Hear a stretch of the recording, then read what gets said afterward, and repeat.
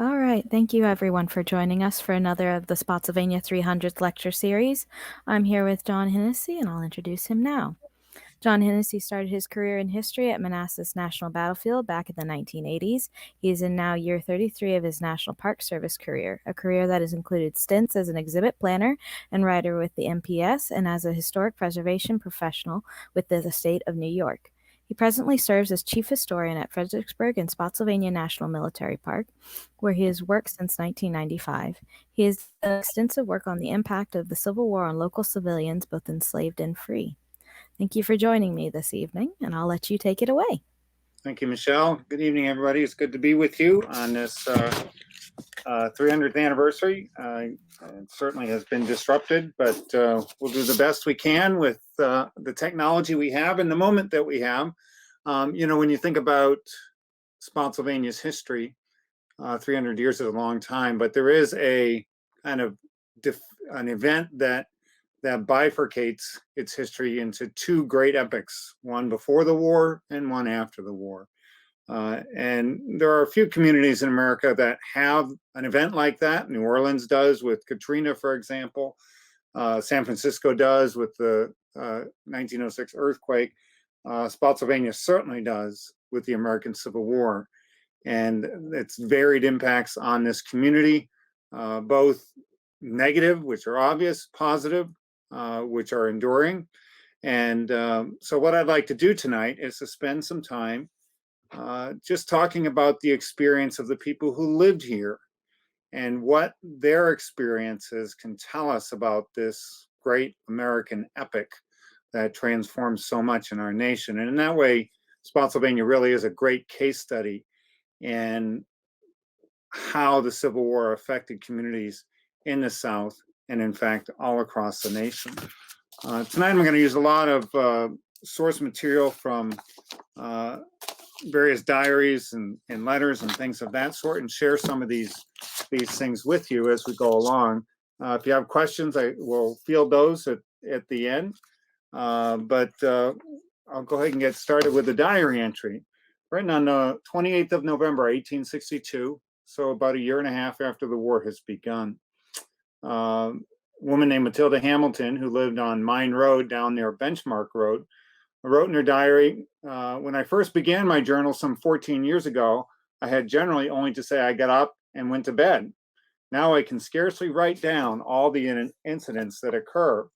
Our life seems now like the shifting scenes of a drama, persons coming and going all the time. Their house happened to be at the time surrounded by Confederate camps. The Civil War plunged Spotsylvania into an experience that really was unique in this nation. Part of the story of this war is the attempt on both sides to wear down the other. It took many forms. It was an awful business, most obvious in the clashes of the armies on battlefields and in campaigns, and of course we see that vividly here. But an offshoot of that was the attempt to degrade the will of each side to wage this war. For the South, their hope was to degrade the will of the Northern people to continue fighting and to sow political division. For the North, their objectives tended to be more direct, and that was to degrade the ability of the South at large, including the civilians, the landscapes of the South, to sustain armies in the field. And so you see the diminishment of the South's economy, disruption of its social institutions, most notably slavery. All of these things go hand in hand with the effort to defeat Southern armies. Now, of course, there's always been a thing between Fredericksburg and Spotsylvania, although technically at the time of the Civil War, Fredericksburg was still part of Spotsylvania, but there's always been kind of this rivalry, a belief that one or the other is treated differently. But there's no question that during the Civil War, Fredericksburg had a quite different experience. Not only was it a concentrated space that was looted and bombarded, but it was also became a symbol, Fredericksburg did, of the plight of Southern civilians. And so after the Battle of Fredericksburg, for example, Southerners, including many in the Army, but as far south as Mississippi, sent almost $250,000 in 1862 to Fredericksburg for relief for the citizens there, for the looting that had taken place, the bombardment which had damaged so many buildings in town, and all of that. Spotsylvania suffered the same sorts of losses, and yet because it's a dispersed rural community, didn't get nearly the attention that Fredericksburg did. And so during the war, there was no influx of relief funds from Southern civilians across the South. And instead, in Spotsylvania, people simply tried to survive amidst this just almost unbelievable experience as the kaleidoscope of war just swirled around them. But they also had not only to confront Union armies, but they also had to confront a new government, the Confederacy, that was trying to wage war, and that by its nature in its early years was far less interested in states' rights when it came to Southern states than it had been in the theoretical realm before the Civil War. The government of the Confederacy was a heavy-handed central government, in many ways far more heavy-handed than the federal government was. Now, that wasn't its design. That was a function of the war and the circumstances that surrounded the war. But still, the Confederate government laid a heavy hand on the civilians of the South. So as we go along tonight, remember this, that the war really began as one thing. It began as a largely, purely, in fact, military effort to reattach the South to the Union as if you'd reattach a finger that had been sliced off. So it was envisioned as kind of precise, surgical, tidy in many ways. That's what everybody, or many people, thought in 1861. But the war became something very different than that. One that would grind and churn across landscapes and leave communities like Spotsylvania badly, badly transformed and damaged by the scene. Now, in 1860, Spotsylvania had a population of about just over 12,000 people. About 60% of that population, and this is something the people often forget, but about 60% of that population was enslaved. The white population was the minority population in Spotsylvania County. In 1860, there were 873 households on the census, and of those, about 55% of them owned enslaved people. You often hear that, well, only 1 or 2% of Southerners owned slaves. That's a deceptive figure, because really what you're counting is a percentage of families that own slaves, not necessarily individuals that own slaves. So, if you came from an 18-year-old boy entering the Army from a plantation in Spotsylvania County, you may not have owned any other human beings, but your family probably did. My point is that slavery was integral to this community in many ways. The courthouse of Spotsylvania was the central point. It was where court days were held once a month, usually the first Monday of the month, where candidates ran for office and news was passed and sales were held. Enslaved people would be hired out on those days, or perhaps even sold on those days, and political campaigning would go on. Now, there were in Spotsylvania, as I mentioned, it's impossible to talk about a plantation or a county, for example, where the majority of the population was enslaved, without recognizing the profound interrelationship between white people and people of color doing the labor. There were 495 slave owners in the county in 1860.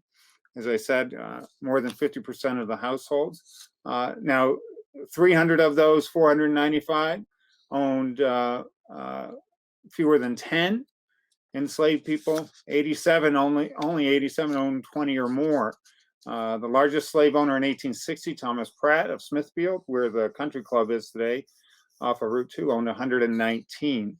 Now, like the rest of the South, Spotsylvania coalesced around the institution of slavery as the threats to slavery increased over time. And the most obvious and famous kind of manifestation or prompt for that hardening of the shell around slavery was John Brown's raid on Harper's Ferry in 1859. After the raid on Harper's Ferry, which was unsuccessful ultimately, John Brown was hung along with several of his conspirators. But across the South began to mobilize to protect the institution of slavery. Spotsylvanians warned in 1859 of the insidious and sanguinary conspiracies of midnight assassins dispatched by secret enclaves of northern abolitionists. The citizens of Spotsylvania increasingly became hostile toward Yankees. Being a Yankee, that I can happily say that most of that is past. Not all of it, but most of it is past. But before the war, there were widespread pledges among the white residents of Spotsylvania not to buy northern goods, and a real effort to kind of develop local industry as well. But having said all that, Spotsylvania's road to secession was really quite slow. In the election of 1860, in many parts of Virginia, Abraham Lincoln wasn't even on the ballot.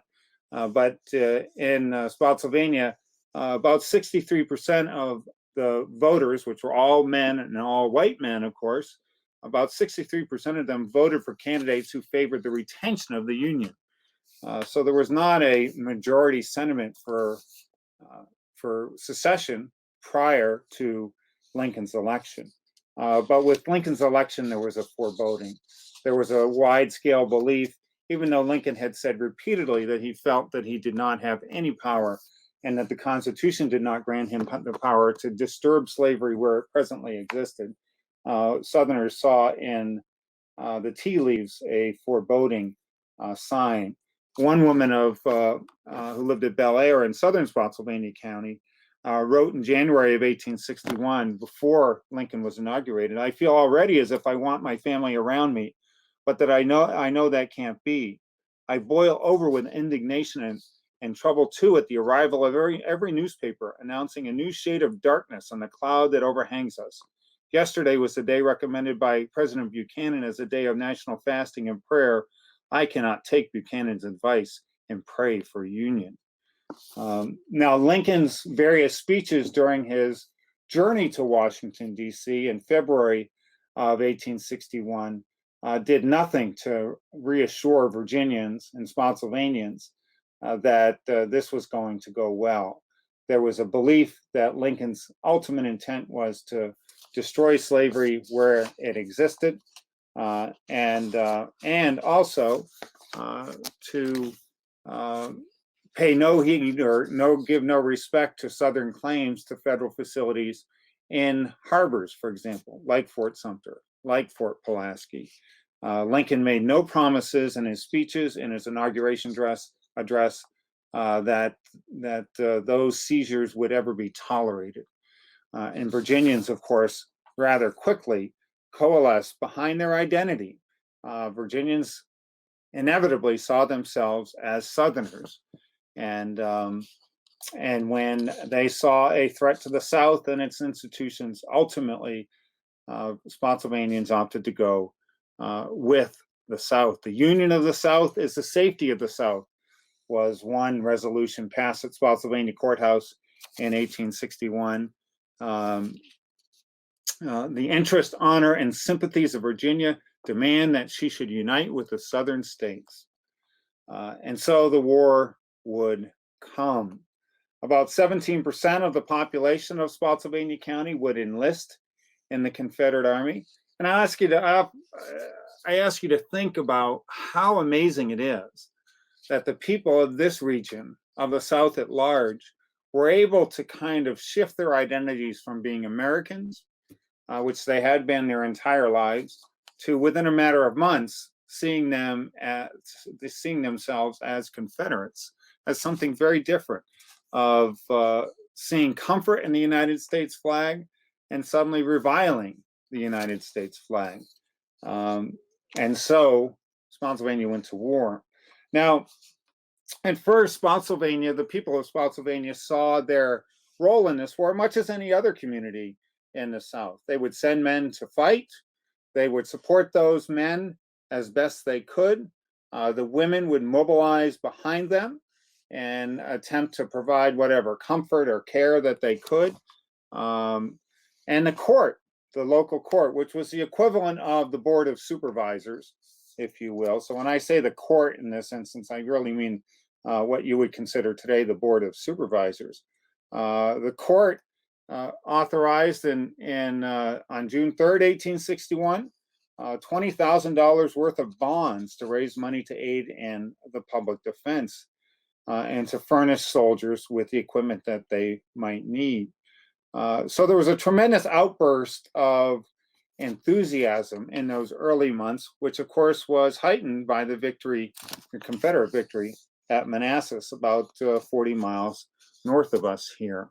But a nation going to war is a transformative experience in and of itself, even before the armies arrived.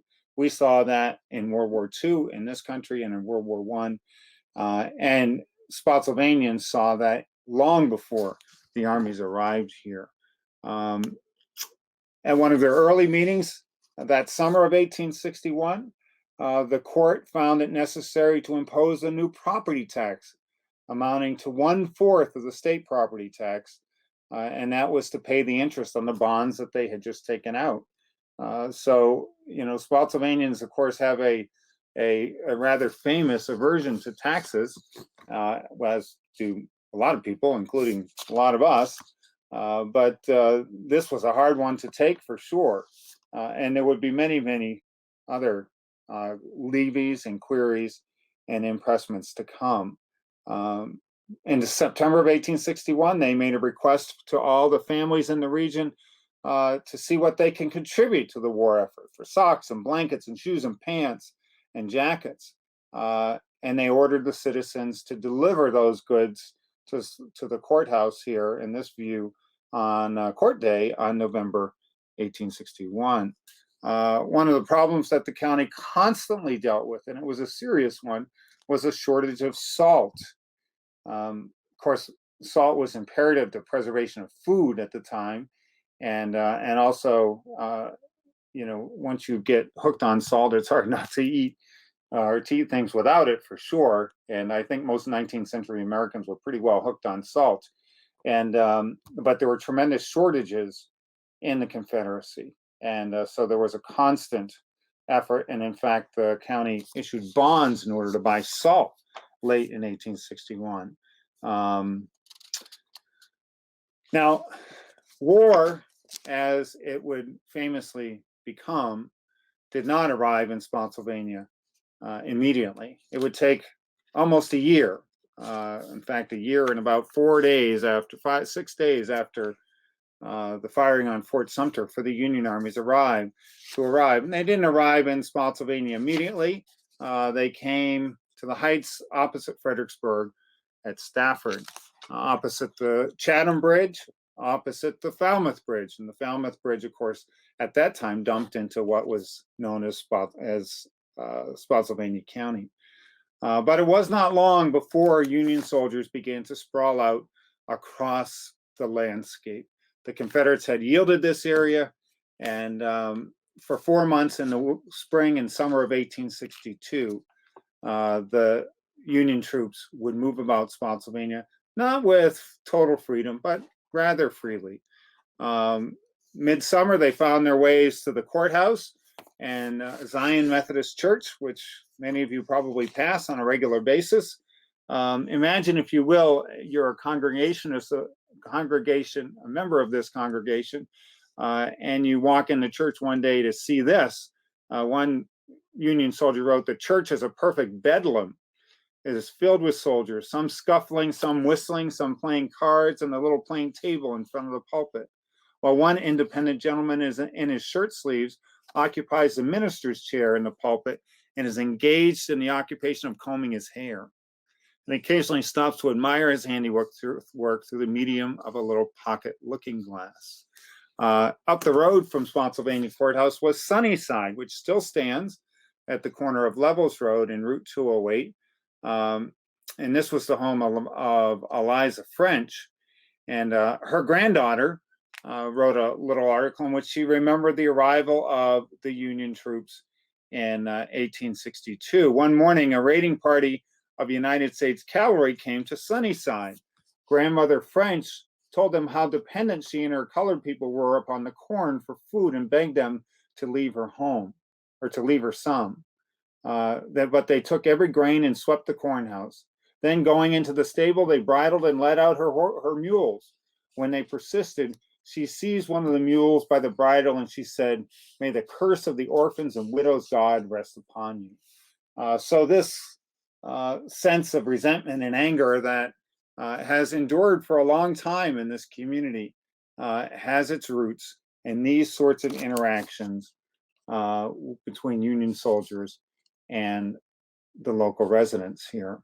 Helen Bernard, who lived at Beaumont, Beaumont stood in what is today Fredericksburg, but at the time was Spotsylvania County. Literally, if you walk out the front door of Gold's Gym, you would have walked into the side yard of Beaumont. This is Gold's Gym on Route 3 near Idlewild. Helen Bernard would reflect at the end of April at what was going on around her. She said, "We feel that we are for the present a conquered people. I am so afraid that I will forget what is becoming in a woman and a Christian. Such fiery indignation has taken possession of my soul that there seems no room for any other feeling." Now, mind you, 2 years from this point, and by 1864, the sorts of intrusions that these people of Spotsylvania in the spring and summer of 1862 found objectionable, by 1864, these would seem trivial because the war would be changing. Now, the landscape in Spotsylvania, the stories of Spotsylvania's people, really represents one of the most important themes of the American Civil War. We kind of see the war as the war. We don't see it as an evolving organism, if you will. We don't see how it changed from beginning to end. But these people who lived in Spotsylvania at that time, they saw clearly how it was changing on a day-to-day basis, how life was becoming harder for them. It wasn't because Yankee soldiers were running into their houses, generally speaking, and looting and birding and all of that. It was because the presence of armies, and especially enemy armies, just caused a tremendous weight on the landscape. Soldiers will always seek food. They'll always seek warmth. There were always collisions and confrontations between civilians and soldiers. In fact, on both sides, the Confederates also, the heavy hand of the Confederate Army weighed heavily on this landscape as the war evolved. One Union general in 1862, in the middle of this, now in retrospect, relatively gentle occupation by the Union Army, wrote of the citizens here. He said, "Poor creatures, they have seen but little of the horrors of war. If they ever do see what war is, they will sigh for the times that they are now passing through." And so it would be. Now, probably the biggest impact of the Union occupation in 1862 was its impact on the institution of slavery and the enslaved people who lived in Spotsylvania County. As I mentioned, about 60% of the population. The arrival of the Union Army. Now, we often see the arrival of the Union Army kind of in monolithic ways. It is reflexively interpreted as a dark day for Spotsylvania County. And of course, for many Spotsylvanians, it was. But for the majority population, for many African Americans enslaved, the arrival of the Union Army meant something very different. It meant an opportunity for a changed life, for freedom, surely not an easy life, surely not a certain life, but a step forward. And so when the Union Army arrived, the enslaved people of Spotsylvania County and Orange and Hanover and Caroline and King George all knew what that meant for them. And thus began an exodus into the Union lines of hundreds and then thousands of enslaved people seeking freedom. By 1864, the court of Spotsylvania, the board of supervisors, if you will, reported that 2/3 of the county's enslaved people had left, and that their exodus had dire consequences for the county at large. The exodus through Spotsylvania County into Stafford County was one of the largest of the war, and certainly one of the largest of the war up to this time. As I said, that spring and summer, as many as 10,000 would go and cross the Rappahannock River. Now, this is a scene in the late summer of 1862. If you've ever driven across the Rappahannock River near Remington on Route 29, you can actually look downstream from the highway bridge and see, not the main highway, not 29, but one of the lesser roads, and see that modern iteration of the railroad bridge that's visible in this photograph here. This is a photograph, one of the great photographs of the American Civil War, of a family of enslaved people, we presume, leaving Culpeper County and entering Union lines on the other side of the river. Now, throughout the summer, the spring and summer, groups of families like this, individuals, couples, moms with children, fathers seeking freedom, or just men seeking freedom, hoping eventually to join or assist the Union Army, left their homes, their plantations, their workspaces for freedom. Now, Virginia law at the time allowed residents, slave owners, to petition the government for reimbursement for enslaved people who had escaped. And so when these people started to leave, there were a number of clerks and local attorneys who kind of began a little bit of a business developing or documenting these people who had run off. And so we have a lot of petitions from local families that describe the number of people who left, sometimes give us their names, their occupations, their value, all of these things. They invariably say that they were induced to leave by the Union Army or forced to leave by the Union Army. Nobody concedes that any of these people would have chosen to leave for freedom. It was just not part of the language at the time. But we know, for example, from Greenfield, which was out near the dam at Fawn Lake in Spotsylvania County, a middling-sized plantation there. 2 full families left on June 26th, 1862. The Upshurs and the Tolliver families, a total of, I think, 10 or 11 people left that day from the Rowe family plantation there. In May of 1862, about a dozen people left from Edgar Crutchfield's house down along the Po River, south of Spotsylvania Courthouse. And his claim is interesting because he tells us the age and the values of those people, the monetary value, and sometimes the occupations that they held. He lists, if I remember correctly, about 13 people, and he values them at more than $15,000. Mind you, at the time in 1862 or 1860, a young male field hand put up for sale would cost probably about $1,200, $1,500 to acquire. At the same time, in that same year, a middling house in Fredericksburg on Pitt Street or Fauquier Street, a small middle-class house, average size, would cost about the same amount of money. So a person, some of the people in this picture cost as much as a house on a relative basis. Gives you a sense of how deeply invested this community was in the institution of slavery. And in fact, the value of all the enslaved people in Spotsylvania County probably exceeded by a significant margin the value of all the land in Spotsylvania County. So think about that a little bit. By 1863, the institution of slavery was dead in some parts of the county, dying in all parts of the county, because wherever the Union Army went, it became, by the acts of the enslaved people, an agent, a vehicle for emancipation. No matter its intent, the enslaved people turned the army into that. Now, here's a couple of images of enslaved people coming in.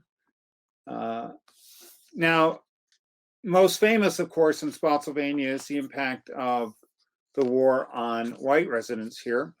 They wrote about their experiences.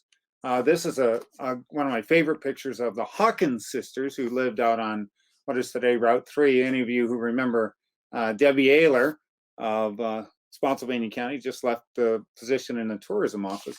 Her maiden name is Hawkins, and she in fact lived on the Hawkins farm where these women lived at the time of the war.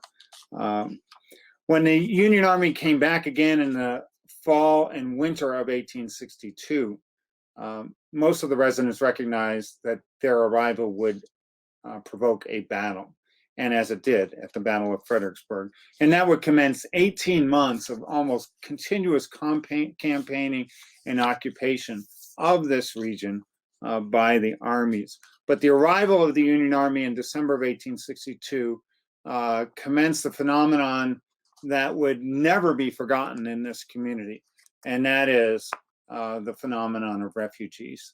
Hundreds, even perhaps thousands of people fleeing, mostly out of Fredericksburg itself, probably as many as 2,000 people fleeing Fredericksburg itself out into the countryside, trying to escape battle.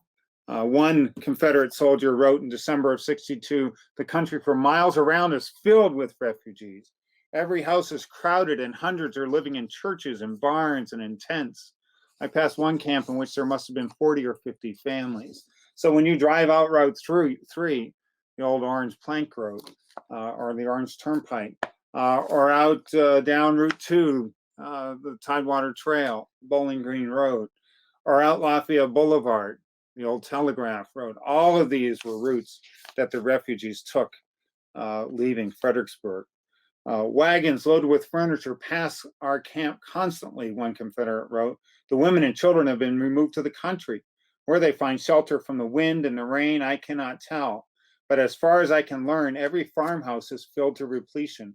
Virginia is truly unfortunate in being the theater upon which this monster war is enacted. So if you can imagine, the dislocation, the fear involved in this, having armies pull up in your backyard in some cases, and just constant passage of armies on your roads, in front of your farms and nearby.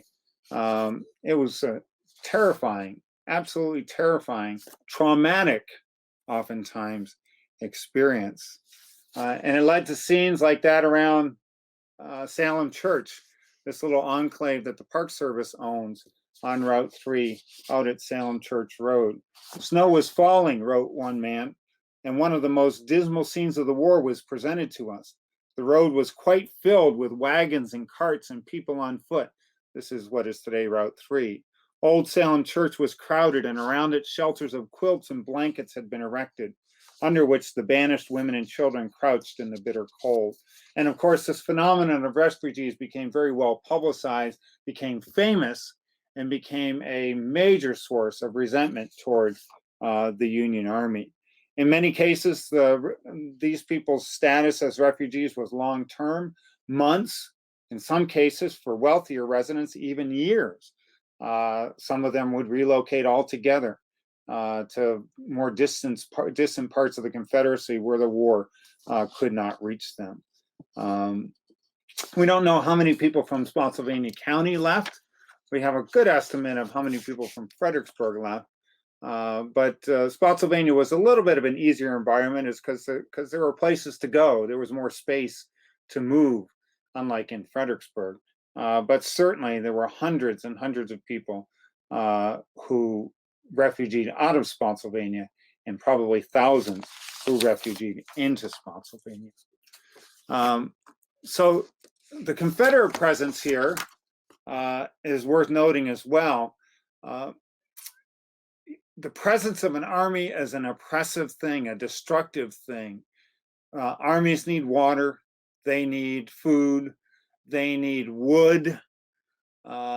They have men who don't follow the rules, don't follow orders. And so where an army spends a whole lot of time, destruction will be left in its wake. And in fact, almost total destruction. Even among areas occupied by the Confederates during the winter of 1862 and 1863 in Spotsylvania and Caroline, many of those areas were denuded of trees, stripped of anything edible, and it really just a desolate hand left on the countryside. One Virginia cavalryman wrote of the area around Spotsylvania Courthouse just before the Battle of Fredericksburg. He said, "We're now encamped about 2 miles south of the courthouse in a country so poor that even hen's grass will not grow. What little does come is instantly cropped up by some wandering stock, which live by faith and not by sight." One of my men said, "Crows fly over this district with haversacks and 3 days' rations."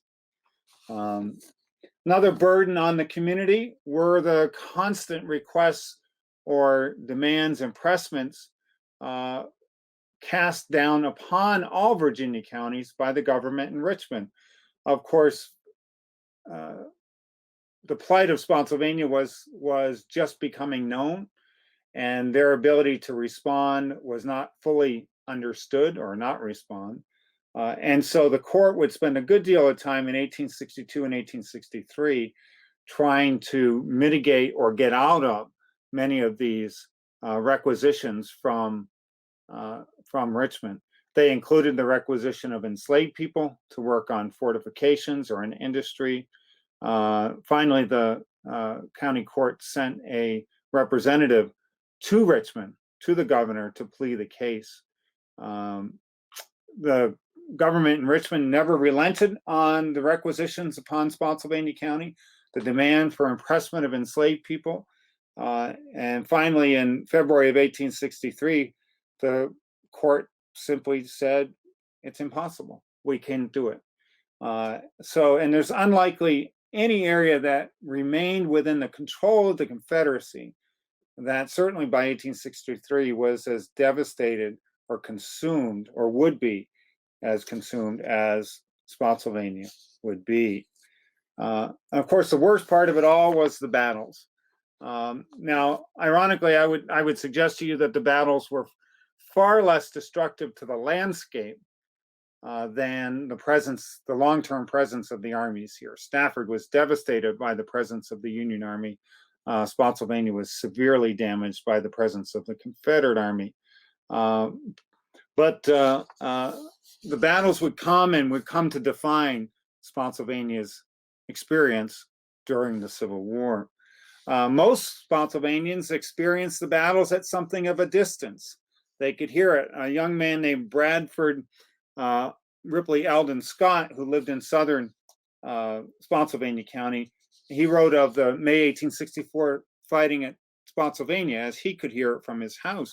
He said, "I distinctly remember hearing at a distance of 16 or 18 miles a sound like the grinding of a distant mill, or more exactly imitated by the sputtering roar of our smaller boys' play of sprinkling grains of gunpowder in hot ashes," that kind of distant thump and rumble.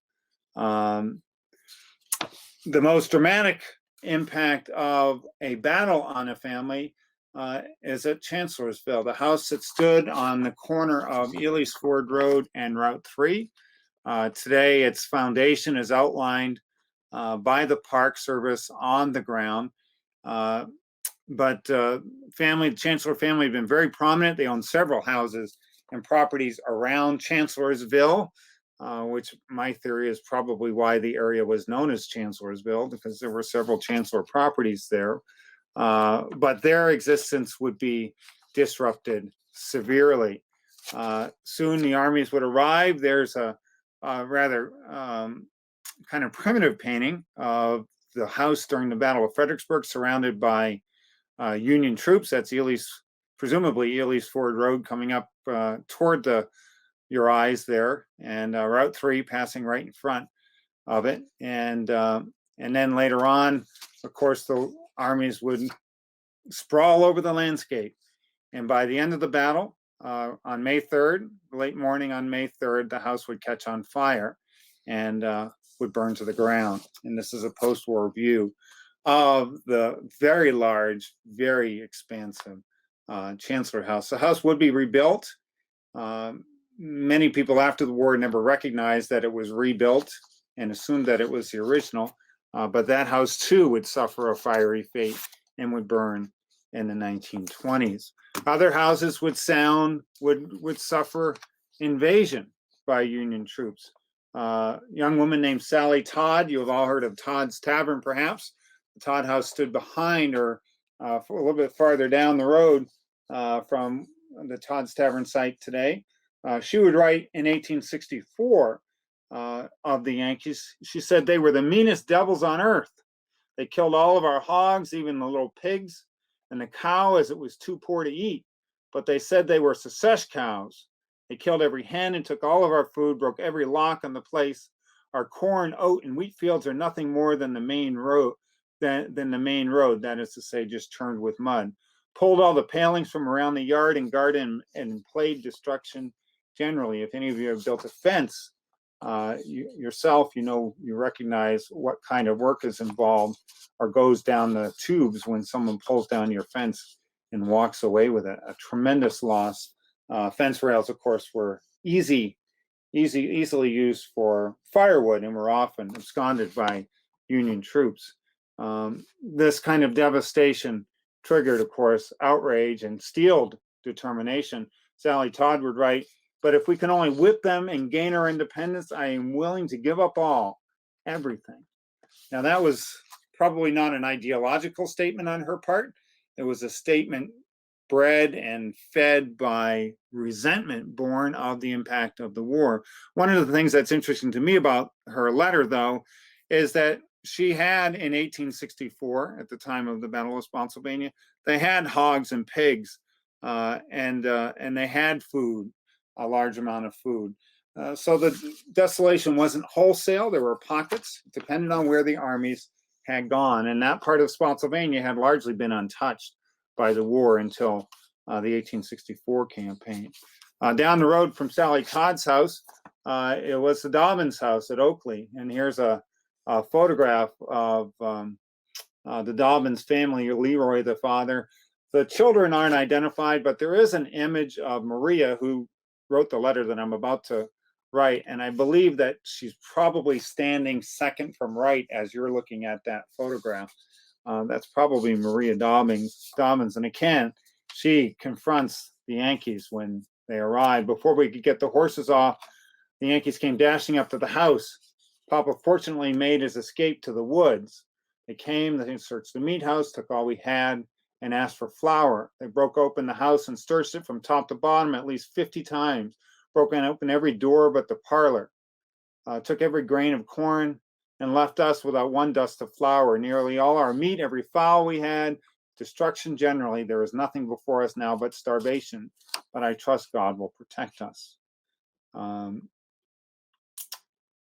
The local residents also confronted the phenomenon, as you can imagine, of human suffering, not their own, although they felt that intensely, but the suffering of those left on these battlefields, Union or Confederate.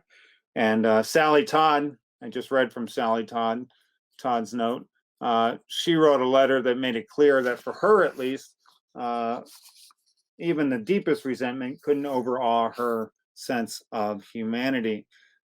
She wrote after the Battle of Spotsylvania Courthouse, "It did my soul so much good to see the Yankees skedaddle. They left a number of killed and wounded now lying in our field. One old dead one is lying behind our barn, and you can see them wherever you go. I think there are 10 in the cornfield. We have 4 wounded we attend to out in the field, They cannot live, but still we cannot let them suffer.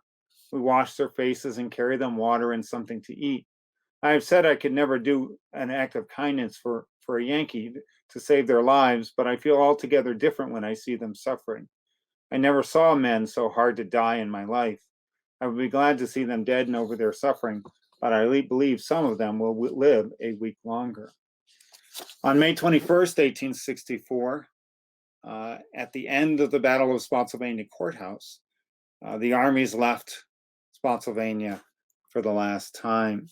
A woman named Catherine Bullock, who lived at a place called Laurel Hill. It's off of Marathon Court, which is off of Gordon Road, if I'm not mistaken.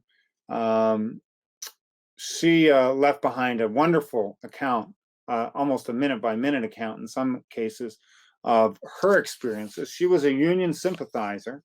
There were a number of Unionists in Fredericksburg, but she captured the gloom of the place as the armies left beautifully. She said, it seems as if some great funeral procession had lately passed through. The whole country has a laid waste look. There are graves all around us. An air of suffocating loneliness reigns. The wind has a peculiar howling sound, as if ghosts were mourning over sad remains. There is no peace living in this God-forsaken country.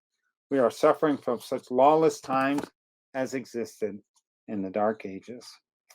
The army has left behind scars everywhere, earthworks like this sliced across the landscape, and those little gentle, sometimes pretty mounds that you see in the park as you drive or walk along, leaf covered and smooth today, originally looked like these works, piles of logs and mud about breast high, used to protect men in times of incredible stress.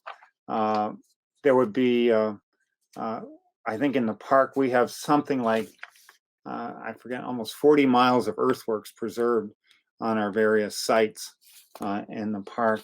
And then, of course, there were the dead. The McCool farm at Spotsylvania Courthouse is probably the single property in America that had more Union dead removed from it than any other on the North American continent. More than 1,400 Union dead came off of Mr. McCool's farm. A local resident, German immigrant, passed over this ground about 3 months after the battle. He said, I met a sight that can never be forgotten. Hundreds of dead Union soldiers were lying about, darkened by the summer heat, but still so lifelike that anybody who knew them would not have found any difficulty in recognizing them. They had never been touched. I was particularly struck with the position of one man who behind the breastwork had his loaded musket to his shoulder, obviously taking aim. That these people had not been touched, much less buried, was only natural, as there were hardly any males left in that part of the country, the few remaining having enough to do with their own household and farm affairs. So death just added to the backdrop of a landscape that was already dire. And amidst all this, the residents tried to cope. The local government tried to help them. There was deep concern about hunger in the community. Nobody would starve to death in Spotsylvania County, as far as we know. But clearly, there was hunger all around. Again, the federal government, the Confederate government in Richmond, levied requisitions on Spotsylvania County, not fully understanding the plight of the county. The county responded by saying, let our requisition be for our people, because they need it first. It took almost a year for the Confederate government to respond to the request from Spotsylvania County to lift the demands upon the county. And meanwhile, the local government, the local community would scuffle and try to make their way along. The new laws that were passed seeking relief for civilians in the Confederacy prompted at least a few people to submit to the federal government for relief themselves. Katherine Bullock, whose house was on the Chancellorsville battlefield. It's back by Bullock Road and Ely Road. Today, there's nothing there except a couple of our wayside exhibit signs. But her husband had joined the Army, and she had been at home prior to the Battle of Fredericksburg. She wrote to the Confederate government, "I once had a home and contentment, but through the will of God and fate, I am now homeless. When the Battle of Chancellorsville was fought, my home was entirely destroyed. The house was torn down, entrenchments cut all over the place, my servants all gone to the Yankees. I'm now left without any support but the labor of my own hand. And it is for labor that I have come to you. My husband is a private, and I cannot live upon that part of his pay and take care of a child. If it is in your power to give me a situation, I beg your favor." So she was not, Katherine Bullock was not asking for a handout. She was asking for a job. In the spring and summer of 1864, the situation was critical. Remind you, at this time, Spotsylvania was literally the northern edge of the Confederacy in Virginia. And it would spend after 1864, after May of 1864, time in kind of this no man's land between North and between South, but subject to assistance from neither, because neither side had the infrastructure to get to it. And again, the county, the people struggled to get along. The meat production in the county was way short of what was needed. Real destitution and distress exists in this county, even among part of its people who are not indigent, the court said.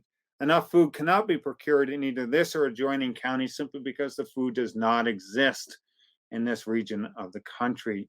The court cited one area where 40 families of soldiers now dependent upon the court for food, and that there is not, quote, not enough food now under the control of the county agent to feed these families for once a month, and that in 2 other magisterial districts the supply is even scantier. So you can see there was a real desperation and a real effort, futile though it was, on the part of the county to assist these local problems.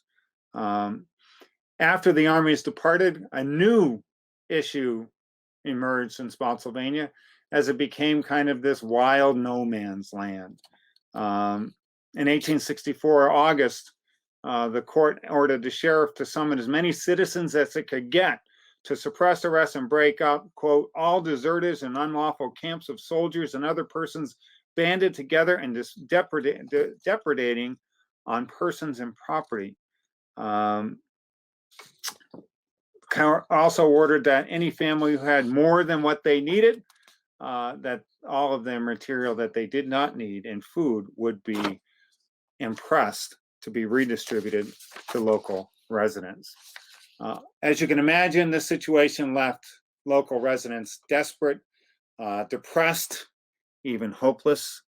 One woman in southern Spotsylvania said, "There are a great many things which ought to be done, but I sometimes think it does not matter much," she said. "It may all be destroyed before long by Lincoln's marauding troops. Isn't it dreadful to think that we are in the midst of a civil war?" And I think that, when we think about this war of ours, 160 years on, it's easy to forget how immense, how just all-consuming this event was for Americans. Some of you may have lived through World War II, which was all-consuming in its own way, but absent the physical presence of armies in the woe that entailed, and absent the sudden, complete transformation of a society that the war brought on as well. By 1865, the landscape in the northern half of the county was denuded, destitute. This is a photograph taken in 1866 on the Spotsylvania courthouse battlefield.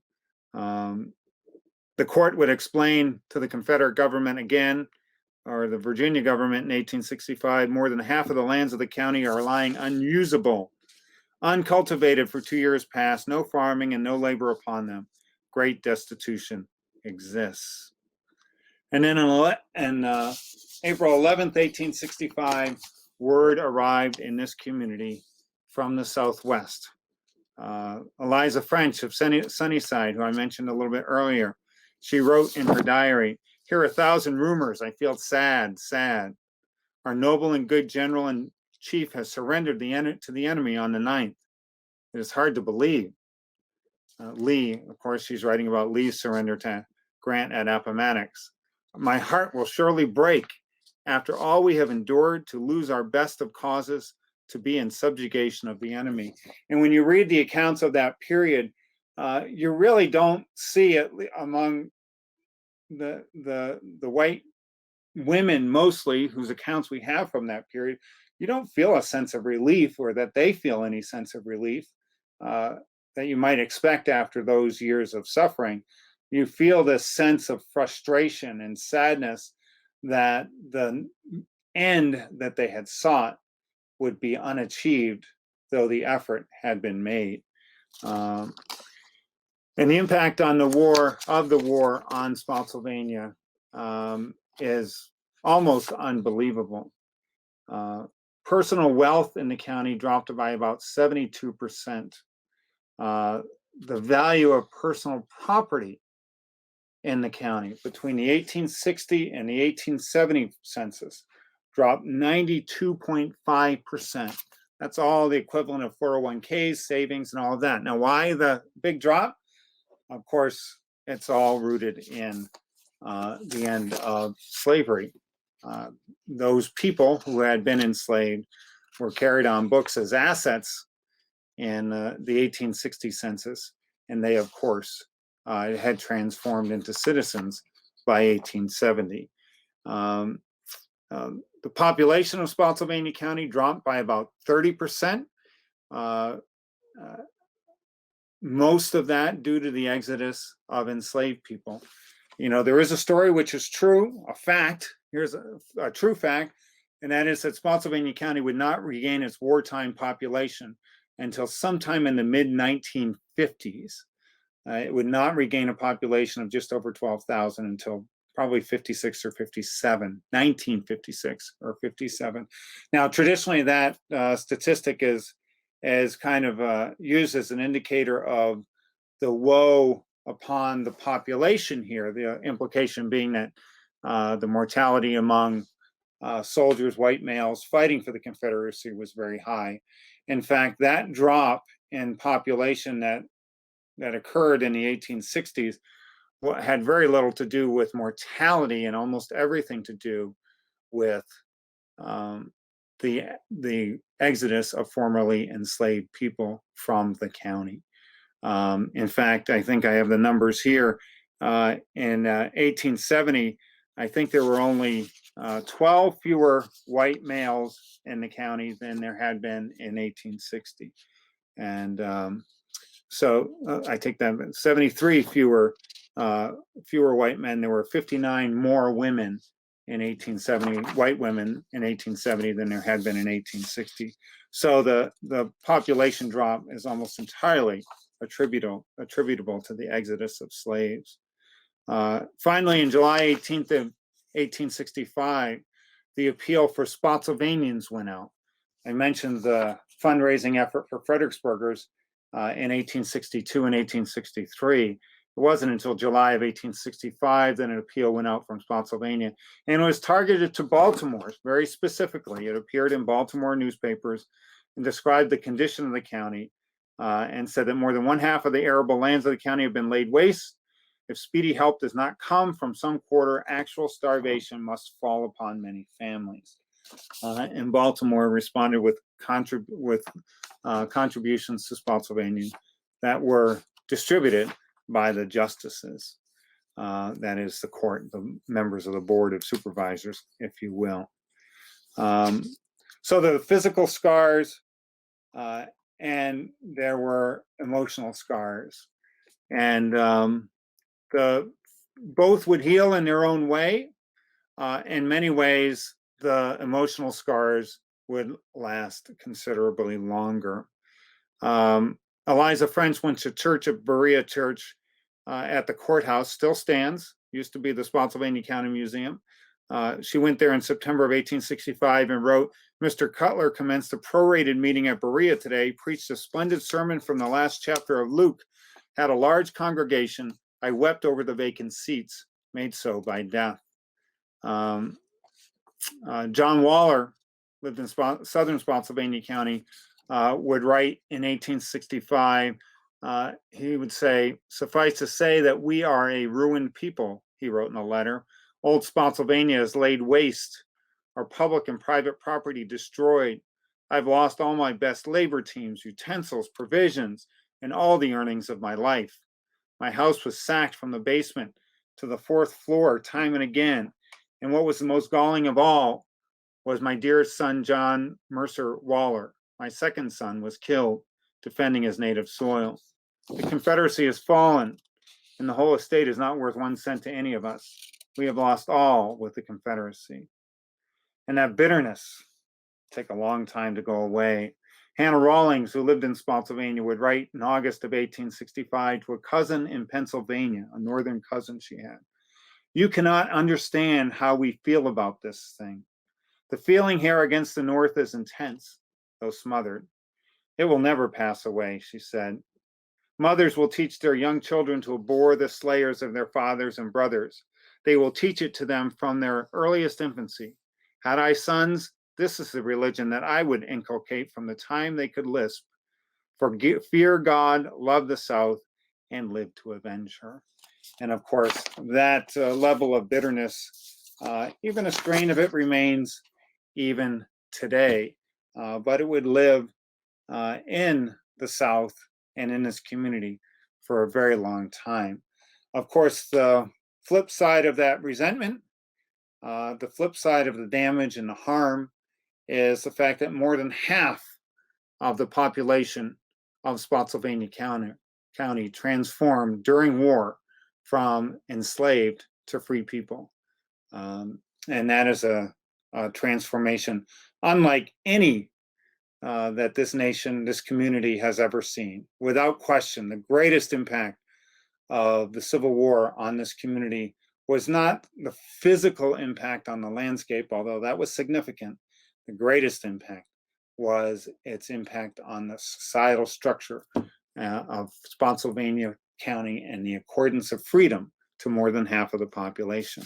I'll be glad to answer any questions that have accumulated, Michelle, and I thank you all very much for listening. I will say it is a very odd thing to speak into a green light on my computer, imagining there's people out there having no idea if there are 2 or 200. But I do thank you all for coming out tonight. And Michelle, if you have any questions, I'll be glad to answer them. Sure. The first one, we've got more of a statement. Thank you for this program. Chris Smith says, "We've lived on the courthouse area for almost 20 years on what was the Graves farm at the time of the war, and looking around now, never understood the total devastation in the area." And, yeah, it's hard to imagine, but when we see construction going on, you see trees down and you see messes and all that. A lot of the county looked a lot like that. When you see a field being cleared for the first time, the soldiers would have consumed acres and acres and acres of forest by their encampments. So this place was a downright mess for a long time, and a sad mess.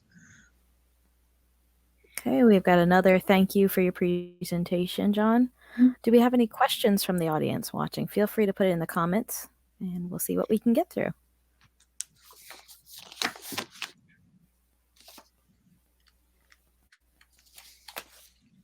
And if you do have questions, you can always contact me at my office.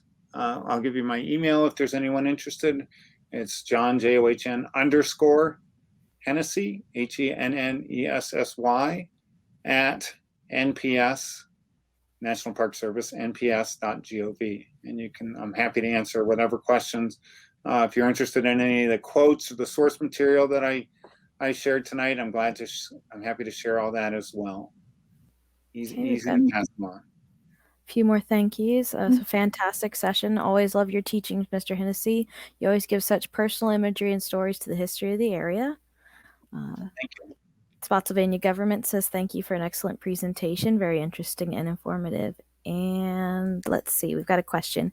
How many of the freed enslaved people actually stayed in the county? Do you have that number?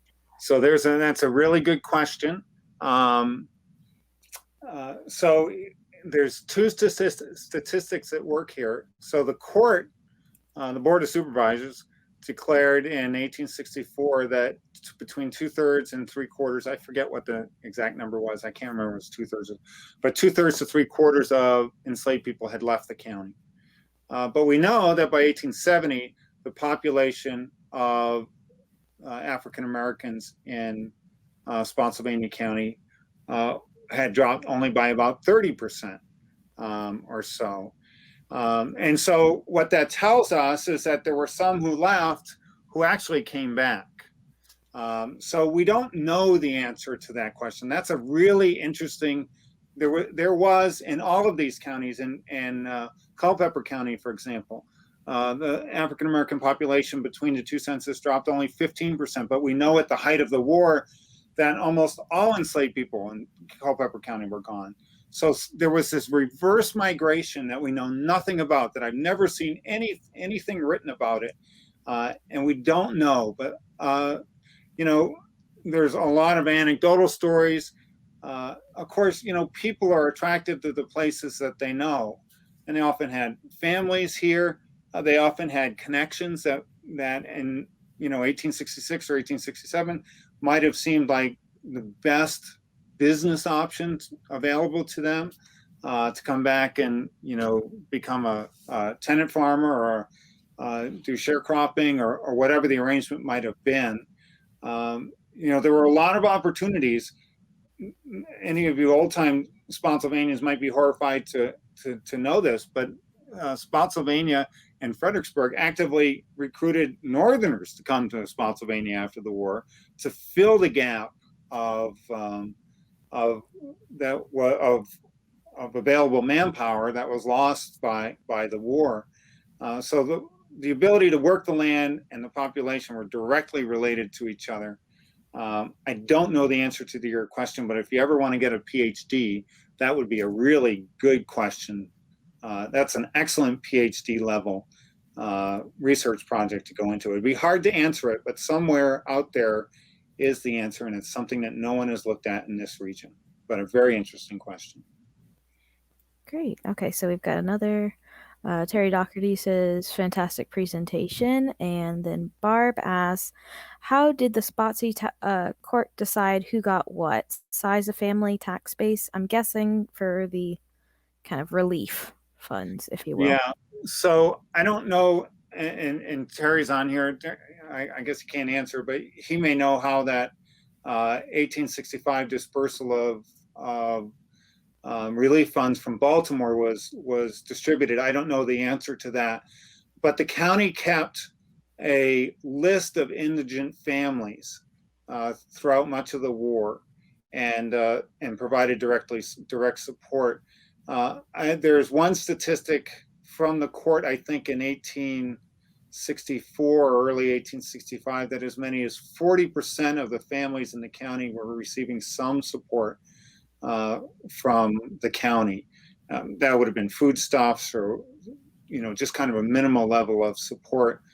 So they were organized to do it. I'm not exactly sure the mechanisms that they decided, what were the thresholds for indigency. They did pay special attention to the families of soldiers, and very early on mobilized funds to support the families of soldiers who had gone off to fight. I get the sense from the descriptions of Katherine Bullock, for example, whose husband was in the Army, that was not a lot. It may not have been particularly effective. So I think the answer to your question is, we know a lot of things were going on. We don't know exactly how they were administered and how those decisions were made. But there does seem to have been a lot of attention paid to identifying what was then called indigent families, low-income families, or families in need, and providing them help, assistance, and distributing. There was the 1864 impressment of all families who had more than they could use themselves, and the extra was taken and redistributed to those families who need it. So there was a system there. I don't know that we I certainly don't know the mechanisms of it, but a very good question. And again, like a lot of things, we say, well, okay, they gave assistance to members of the community who needed it. It's a really good question to ask. Well, how did they do that? What was the way that they did that? We often just kind of blandly say, well, 40% were on public assistance in some way, and leave it at that. But it is a very interesting question how those decisions were made and how those records were kept. I know in Fredericksburg, the database or the list of indigent families survives, and but we also know in Fredericksburg that the relief funds that were donated, the $250,000 worth of relief funds, which is the equivalent today of probably over $4 million, nearly $5 million, that those were distributed not based on pre-identified need, but based on claims made by local residents.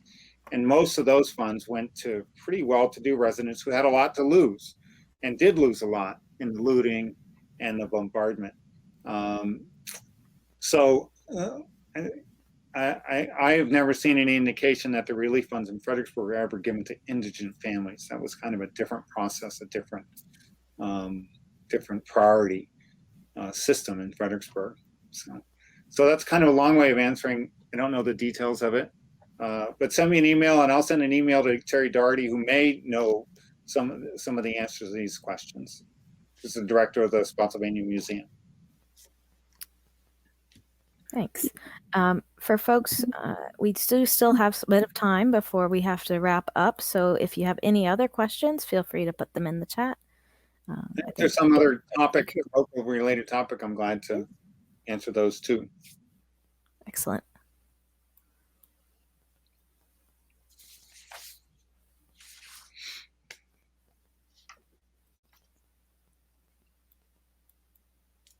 Well, I do thank you all for coming out. It's a little bit of a gloomy night, windy, blustery day, but thank you so much for coming out and watch over us. I mean, those of us who work in the history field, like Terry and members of the Park Service, the staff at Central Virginia Battlefield Trust,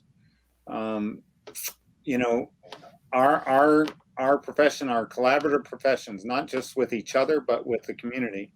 And so watching over us, in the park, I would say that half of the things that are amiss in the park, we hear about from the public, trees down, that sort of thing. We have lots of people who watch over the park and the resource that it is. So we're very grateful for that. And we have lots of people on the trails these days with the pandemic, which is very nice. And hopefully after we can get buildings open and start talking to people again, we'll start seeing some of those people face to face a little bit more. Okay, then it looks like, Terry's responded. He says, initially it was required to take care of the soldiers' families. They always came first. If there was extra, it was given to the citizens. Yeah. So to wrap up that question. And then we've got a few more questions. So first one, how did families survive after all the food stuff and livestocks were raided? Do you have any records on that? Well, there's no records. It's anecdotal stuff. So again, it's important to note that, people tend to see every moment of crisis as existential, and sometimes they are, and sometimes they just feel like they are. I have not seen any evidence that anyone in Spotsylvania County starved to death during the war. There may have been some examples of that, but I doubt it. I think there was a lot of scarcity, but I think there was also a lot of sharing. And remember, a large swaths of the county were hardly touched by war directly, at least, until very late in the war, 1864. And there were parts of the county that really, you'd live on some of these back roads and never see a soldier the entire war. But they scrounged, they borrowed, they improvised. There's a lot of, at the visitor center at Chancellorsville, we have a little display on kind of the improvised solutions to various things like coffee and tea and that sort of thing. There were all sorts of means. Lee's army in the spring of 1863, he sent his army out into the woods and fields to dig up onions from the forest, just to add a little vitamin to the diet. So there was, I don't know that we know exactly how they did it, but they found a way to generally survive through the whole thing. Okay, thanks. And we have another question from Lori. Was Spotsylvania Courthouse sacked? And if so, were the records destroyed? So this is a good one for Terry, because I'm not remembering everything. A lot of counties sent their records off to Richmond for safekeeping. I use the air quotes on that, safekeeping, during the war. Spotsylvania County did not. They, according to at least legend, buried theirs, or at least put them somewhere where they could not be gotten. And so most of the records from Spotsylvania County survived the war. Were not caught in the Great Conflagration in Richmond that destroyed so many county records in April of 1865. So Spotsylvania you saw I read a number of quotes from the court proceedings, the board proceedings, if you will, and we're very fortunate to have those surviving, because they don't survive everywhere. They do survive in Fredericksburg, thankfully. They do not survive in Stafford County. I believe Stafford sent their stuff off to Richmond and saw it go away as a result. Okay. All right. Do we have any other questions? I think we'll start wrapping up soon. Give everyone a minute if they have anything else.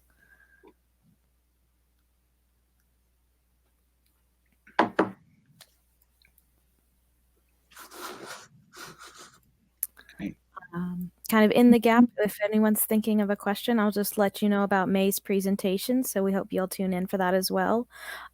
May's presentation is going to be on the topic of Matthew Fontaine Maury, considered by many to be the father of oceanography, and it's presented by local historian Scott Walker. So stay tuned for that. Scott's a great speaker, so you'll enjoy him. Great. And if there's no more questions, I think we'll wrap up now. Thanks again to John Hennessy for presenting today. And we will see everyone next time if you'll join us again in May. Thank you all. Bye-bye.